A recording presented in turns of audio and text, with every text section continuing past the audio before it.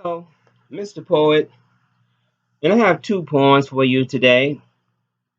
First poem, have you ever felt as though you prepared yourself to be the best that you could be? I mean, you ever felt that you was on top of your game mentally, physically, and emotionally? Well, this first poem is called Hurricane. Hurricane was born in the slums of New York City, raised by his father in a neighborhood that did not show much pity. Every day of the boy's life filled with hardships and urban blight. But God had blessed him with a strong will to do what was right. He grew up strong in body and mind, never touched drugs, whiskey, or wine. His father encouraged him to be all he could. As soon as Hurricane grew up, he left his tough neighborhood. He ran into an old timer who had been a pretty good boxer.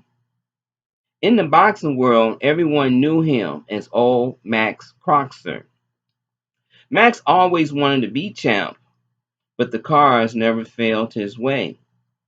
But he saw in Hurricane a spark that would ignite into a champ one day. Hurricane worked hard. He quickly rose in ranks. Hurricane dreamed of taking on champ Cannonball Frank. After 2 years, his dream came true.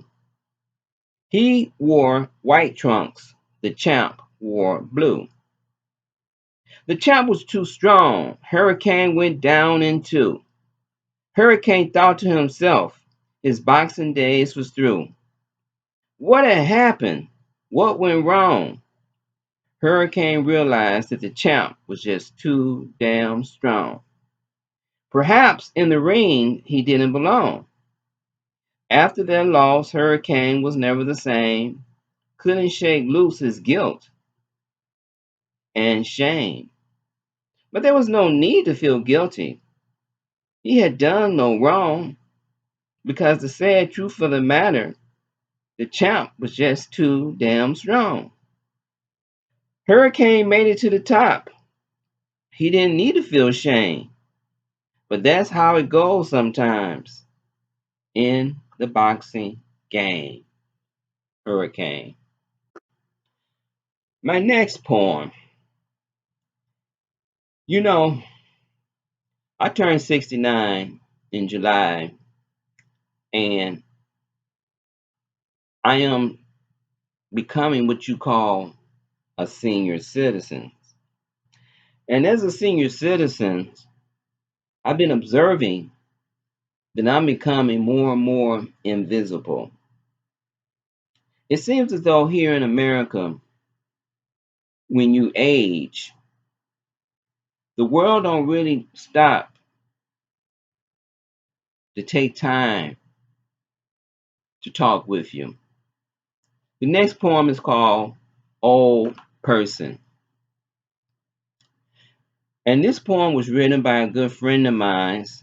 We collaborated. His name is Rodney A. Glass. So me and Rodney A. Glass wrote this poem together, and I want to give him credit.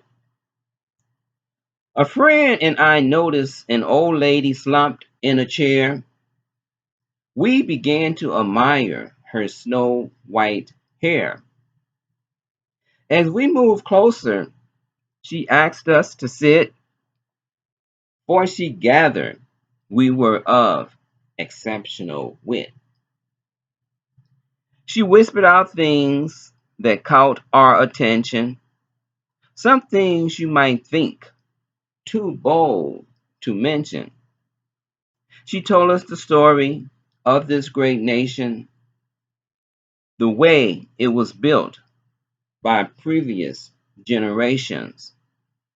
She told of the blood, the sweat, and tears our forefathers endured for countless of years. We could tell by her eyes she was noble and proud. Her nonverbal behavior spoke strong and loud. Though slow in step, she was quick in mind, with a spellbound tale that would last through time. We looked in her face as she started to cry, and before we could ask the question why, she held up her hand and let out a sigh. She looked at us and said, "Look, son, this I can't deny.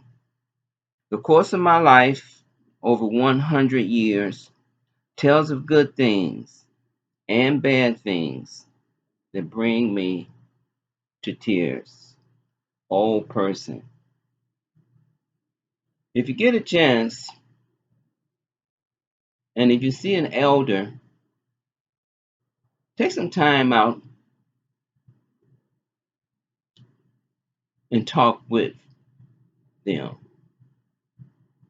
For wisdom is locked inside of the elders.